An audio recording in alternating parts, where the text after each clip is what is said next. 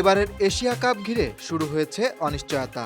আয়োজন নিয়ে টালবাহানা শুরু করেছে আয়োজক দেশ ভারত। আনুষ্ঠানিক ঘোষণা না দিলেও ভারতীয় সংবাদ মাধ্যম ইন্ডিয়ান এক্সপ্রেসকে বিসিসিআইয়ের এক কর্মকর্তা জানিয়েছেন, ভারত এশিয়া কাপ থেকে নাম প্রত্যাহার করতে যাচ্ছে। বিষয়টি মৌখিকভাবে জানিয়ে দেওয়া হয়েছে এশিয়ান ক্রিকেট কাউন্সিলকেও। বিসিসিআইয়ের এমন সিদ্ধান্ত শুধু ক্রিকেটীয় নয়, এর পেছনে রয়েছে বড়সড় রাজনৈতিক বার্তা। ভারত পাকিস্তান সীমান্তে উত্তেজনা, সাম্প্রতিক সংঘাত আর সাবেক ক্রিকেটারদের বক্তব্যই তৈরি করেছে এমন পরিস্থিতি। সুনীল গাভাস্কার, সৌরভ গাঙ্গুলি থেকে শুরু করে শিখর ধাওয়ান, ইরফান পাঠান সকলেই পাকিস্তানের বিপক্ষে না খেলার পক্ষে অবস্থান নিয়েছেন। ভারতের আপত্তি কেবল প্রতিপক্ষ পাকিস্তানকে নিয়ে নয়, বরং টুর্নামেন্টের নেতৃত্ব নিয়েও।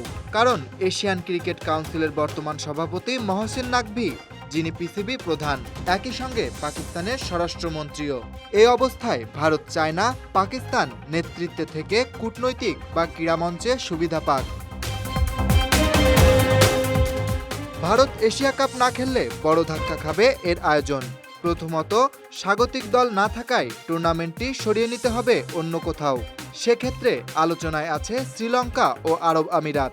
দ্বিতীয়ত, ভারতের অনুপস্থিতিতে আর্থিক দিক থেকেও ব্যাপক ক্ষতির মুখে পড়বে টুর্নামেন্টটি। এসিসি ইতিমধ্যে 4টি আসরের সম্প্রচার সত্ত্ব $17 কোটি বিক্রি করেছে সনি স্পোর্টস নেটওয়ার্ককে।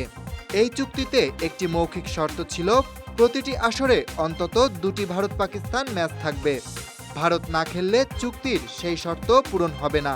তখন সনি স্পোর্টসও আর পুরো অর্থ দিতে আগ্রহী নাও থাকতে পারে। ভারত সত্যিই এশিয়া কাপ থেকে সরে দাঁড়ালে কি হবে? এই প্রশ্ন এখন ঘুরছে এসিসি কার্যালয় থেকে শুরু করে ক্রিকেট ভক্তদের আড্ডা পর্যন্ত। ভারতের চূড়ান্ত সিদ্ধান্ত না আসা পর্যন্ত অপেক্ষা ছাড়া আর কিছুই করার নেই। তবে একটা বিষয় স্পষ্ট, ভারত পিছু হটলে পুরো এশিয়া কাপই পড়ে যাবে অস্তিত্ব সংকটে। Dhaka express news desk.